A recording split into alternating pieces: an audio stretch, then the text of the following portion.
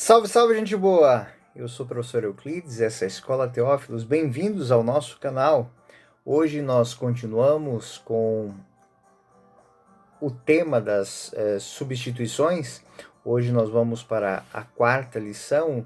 Nós vamos tratar dos mediadores da aliança, o tema que está em João, capítulo 3, versículo 22 ao capítulo 4, versículo 3.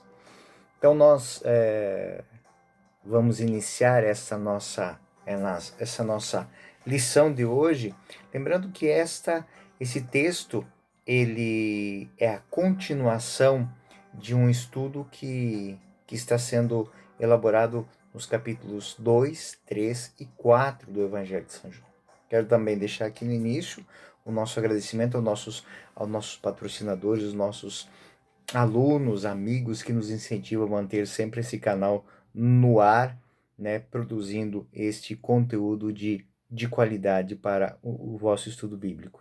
De maneira especial, Márcia Aparecida Miguel Zeponi, ela que tem um centro de orientação teológica existencial, onde se tratam temas de relações humanas, filosóficas, teológicas, educacionais, onde se trabalha o encontro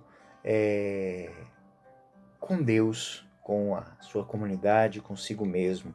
Também a professora Ana Lúcia Scapim e tantos outros que de maneira formal, de maneira anônima, nos patrocinam nesse canal. Muito obrigado a todos. Nós iniciamos a nossa aula de hoje, lembrando que nós já trabalhamos na última aula o encontro de Jesus com Nicodemos, que era a substituição da lei, né? Onde nós vamos trabalhar essa realidade agora, a substituição da aliança. O texto ele é este que eu vou apresentar para vocês, né? Em seguida, Jesus foi com os seus discípulos para o campo da Judéia, e ali se deteve e com eles batizava. Também João batizava em Enom, perto de Salim, porque havia muita água ali, e muitos vinham e eram batizados. Pois João não tinha sido lançado ao cárcere. Ora, surgiu a discussão entre os discípulos de João e um judeu a respeito da purificação. Foram e disseram-lhe: Mestre, aquele que estava contigo no Além-Jordão, de quem tu deste testemunho, ele que está batizando e todos vão ter com ele. João replicou: Ninguém pode atribuir-se a si mesmo, senão o que lhe foi dado do céu. Vós mesmos sois testemunhas do que eu disse. Eu não sou o Cristo, mas fui enviado diante dele. Aquele que tem a esposa é o esposo. O amigo do esposo, porém, que está presente e ouve, regozija-se sobremodo com a voz do esposo. Nisso consiste a minha alegria, que agora se completa. Importa que ele cresça e que eu diminua. Aquele que vem do alto é superior a todos. Aquele que vem da terra é terreno e fala de coisas terrenas. Aquele que vem do céu é superior a todos. Ele testemunha coisas que viu e ouviu, mas ninguém recebe seu testemunho. Aquele que recebe seu testemunho confirma que Deus é verdadeiro. Com efeito, aquele que Deus enviou fala a linguagem de Deus, porque ele concede o Espírito sem medidas. O Pai ama o Filho e confiou todas as coisas. Aquele que crê no Filho tem a vida eterna. Quem não crê no Filho não verá a vida, mas sobre ele pesa a ira de Deus. O Senhor soube que os fariseus tinham ouvido dizer que ele recrutava e batizava mais discípulos que João. Se bem que não era Jesus quem batizava, mas os seus discípulos.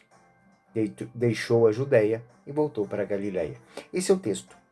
É um texto que situa-se nos campos da Judéia. É um texto um pouco conturbado do ponto de vista da exegese, porque desde o versículo 22 houveram ajustes, adições, cortes, costuras no trabalho de elaboração do Evangelho. Na verdade, é um discurso que, como vocês podem ver nos 3 últimos versículos que fazem parte desse bloco, ele não rima. É como se você tivesse algumas rupturas, né?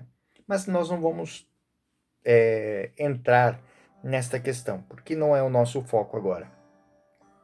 Vamos nos debruçar sobre o tema que é fundamental para a teologia de João. Vamos focar na figura do João Batista, que é consciente de sua função e insiste na sua função de preparador da vinda messiânica, de precursor.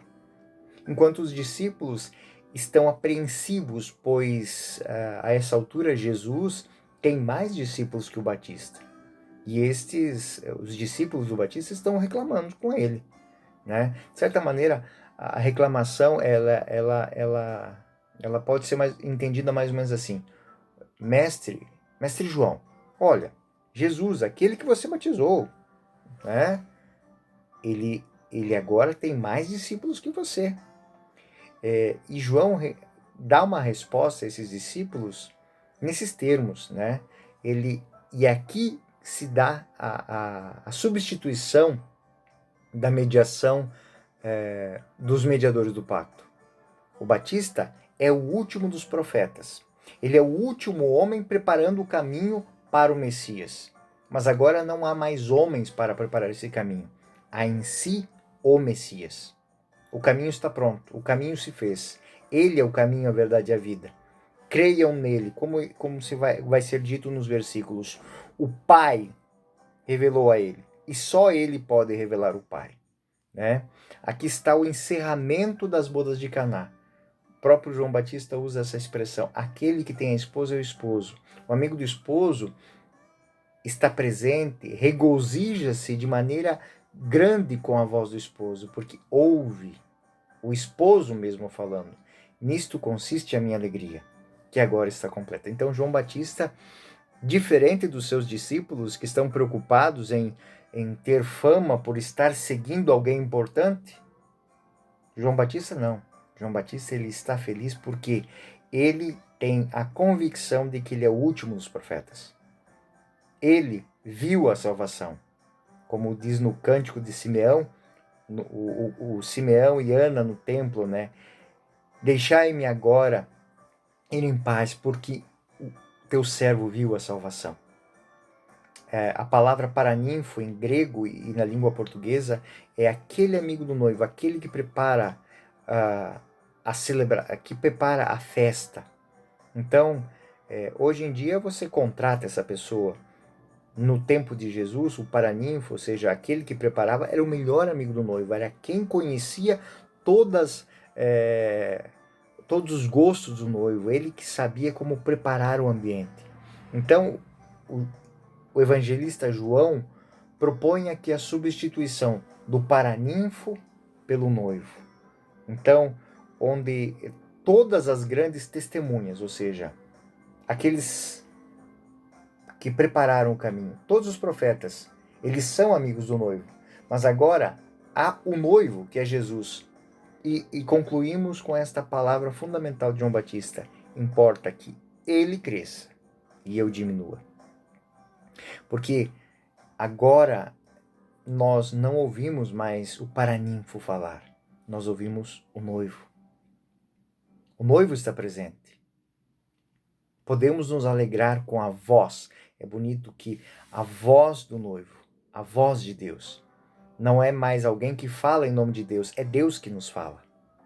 A humanidade passa do período do noivado para o casamento real, para as bodas. E o evangelista São João é muito perspicaz em ilustrar com este sinal. Lembra que nós estamos tratando desde as bodas de Caná do terceiro dia, a plenitude dos tempos, ou seja, a humanidade é noiva, o Cristo é o noivo. Eles se encontram, e todos aqueles que prepararam verdadeiramente, que ouviram a sua palavra, que buscaram a água, estes estão felizes, porque eles veem a água tornar-se vinho. E sabe da onde vem a força dessa transformação. Os profetas passaram a ser coadjuvantes e João Batista está tranquilo com isso. Ele é coadjuvante da maior obra, do cumprimento da promessa. O conceito de que Jesus deve crescer e eu diminuir é a prova de que ele está extremamente feliz com a sua condição. A sua missão, a missão do Batista, chegou no ápice. O princípio fundamental da vida espiritual dos cristãos, dentro da teologia de João, é essa. Ou seja, é marca do cristianismo. Nenhum cristão quer tomar o lugar de Deus.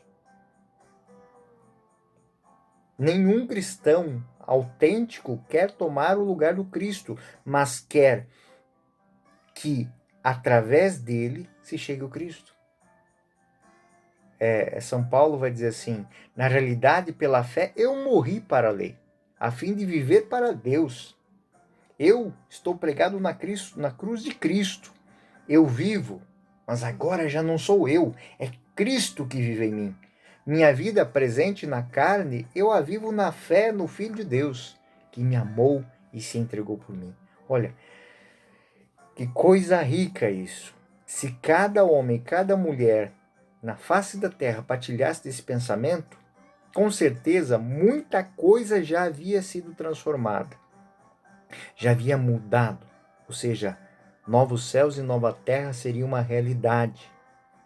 João deixa claro que é uma relação autêntica com Cristo, né?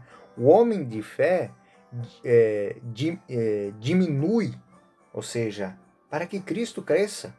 Enquanto Cristo estiver em cada um de nós, nós somos imensos. Em suma, o tema que vai ser proposto nesse momento dessa substituição é o valor da purificação do batismo, que dado pelos rabis, ou seja, Rabi João Batista, Rabi Jesus. O batismo de João é a preparação do profeta, é a mediação, é a espera da promessa. O batismo em Cristo é o sacramento, é o ato de Deus, é o cumprimento da promessa. Essa é a grande realidade que está aqui. A resposta do Batista sublinha como deve ser a resposta de um cristão que se dá conta de que agora ele tem posse da salvação. O evangelista quer deixar claro que a história da salvação, ninguém pode se apropriar de uma função que não é sua, se ele não for confiada por Deus. João replica: ninguém pode atribuir-se a si mesmo, senão que lhe foi confiado no céu. E João Batista é consciente: a minha missão é de profeta. Ele afirma com todas as palavras a superioridade de Jesus. Vós mesmos sois testemunhos eu não sou o Cristo, eu não sou o Messias, mas fui enviado diante dele. E ele é feliz, ele se regozija com isso, né? Com o Messias esposo, que vem celebrar as núpcias da humanidade. E ele viu esta celebração. Ele é o amigo do esposo, né?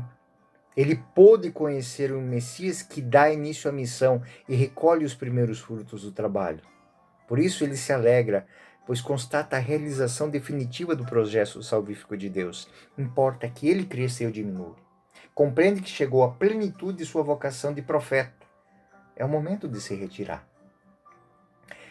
Meus alunos, o que vamos ver agora, a conclusão do capítulo 3 do Evangelho de João recolhe sucessivas palavras de Jesus, né? Muito caras à comunidade de João. E elas são estas: as coisas do alto. O evangelista utiliza categorias espaciais como do alto, da terra, para nos apresentar Jesus como o único revelador do Pai e a sua importância para a vida do homem. Querem ver como isso é importante? O Senhor esteja convosco. Ele está no meio de nós. Corações ao alto. O nosso coração está em Deus. Temos glória ao Senhor nosso Deus. É nosso dever e a nossa salvação. É aqui que se funda isso. Ou seja, nós, homens terrenos, estamos com o nosso coração no alto porque o nosso coração está em Cristo. Essa é a grande mudança de paradigmas. É a grande mudança da realidade da humanidade. Ela não está andando atrás de promessas. Ela está vivendo já o cumprimento do dom. Nenhuma palavra que proceda da terra de falsos messias, de falsos profetas, nos conduz para o alto. Mas a palavra que veio do alto, ela nos atrai para si. E temos aqui profundamente esta substituição das mediações. Aquele que vem do alto é superior a todos. João Batista é muito claro em dizer isso. Quem é da terra fala de coisas terrenas. Aquele que vem do céu é superior a todos. Cristo vem do alto, pertence ao mundo divino, é superior a qualquer homem. O homem, ainda que seja um grande profeta como João, vem da terra e permanece um ser terreno e com as suas limitações. Então, é expresso aqui aquela questão que muitos não conseguem crer, não conseguem entender isso. É muito interessante ver que os fariseus estão ali ao redor, olhando os discípulos de João, o público que João arrebanha, e Jesus e os discípulos dele, e o público que esse rebanho atrai. Eu vou lhes lembrar o que aconteceu com João. João era temido por Herodes, mas agora tem alguém maior que João Batista. Esse Messias que está por aí, esse dito Messias, esse agitador que eles vão chamar, esse novo profeta, esse Jesus, e Herodes queria vê-lo, buscava conhecê-lo, tinha sede de conhecê-lo. João deixou de ter a sua importância. Herodes não fazia nada com João, não porque amasse João. João dava o dedo na cara dele e dizia: você é um adúltero, você está com a mulher do seu irmão. Isso é indigno para um rei. Mas ele não fazia nada com João Batista, por quê? Porque João Batista tinha poder. O momento em que ele vê que tem alguém com mais poder é o momento exato em que ele manda prender e elimina aquele que o incomoda. Então, essa é uma realidade que está contida nesse contexto aqui, porque João Batista vê que a sua missão está completa, mas ele sabe também que o seu momento está chegando. Ele será substituído, mas não simplesmente substituído porque ele vai ser morto, porque ele levou até o limite a sua missão de proclamador da verdade. Agora ele diz: eu não sou o Cristo, ele é o Cristo. Então, quem deixam de perseguir João Batista, deixam de escutá-lo para escutar o Cristo, para perseguir o Cristo. Né? E João Batista continua alegre com isso, é feliz com isso. Cristo não é só o revelador dessa palavra de Deus, ele é fonte, ele é a própria palavra, é o espírito da vida. Nós vamos ter isso lá em João capítulo 6, onde nós vamos retomar esse tema depois. O Messias não é só aquele que recebeu tudo do Pai, mas também é aquele que transmite tudo que possui. Ele se derrama, ele derrama o Espírito Santo. Por fim, o texto vai mostrar uma grande teofania, né? De uma maneira, João manifesta o Cristo, João manifesta a sua alegria, os discípulos de João compreendem que isso é uma mudança, mas no meio disso nós temos lá, versículo 1 do capítulo 4, os fariseus, que simbolizam os operadores da religião em todos os tempos, né? Homens e grupos que apenas estudam de fora, sem vínculos, sem lado definido, né? De uma forma panorâmica. Apenas esses homens estudam apenas com o intuito de defender os seus interesses. São esses que de fato lucram com a esperança, com o sofrimento, com as lutas sinceras da humanidade.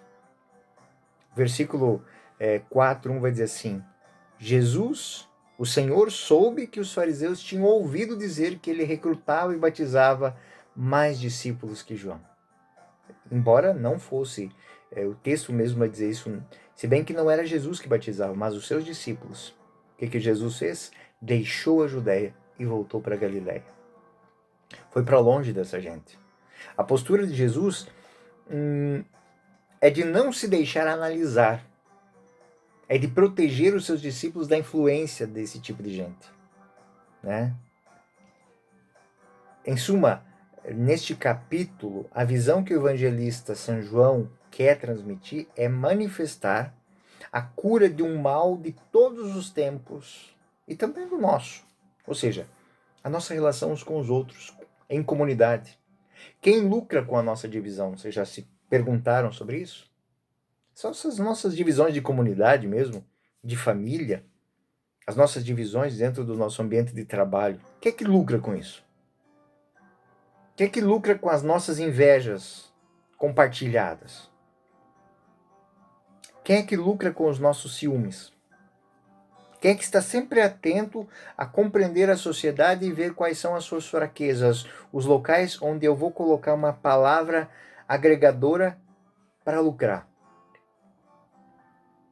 E na nossa relação com Cristo, com a nossa fé, com a nossa vivência de comunidade, que tipo de gente nós somos? Mensageiros, profetas, precursores, servos do Senhor, como João Batista, que se alegra e que a sua missão está sendo fechada com chave de ouro.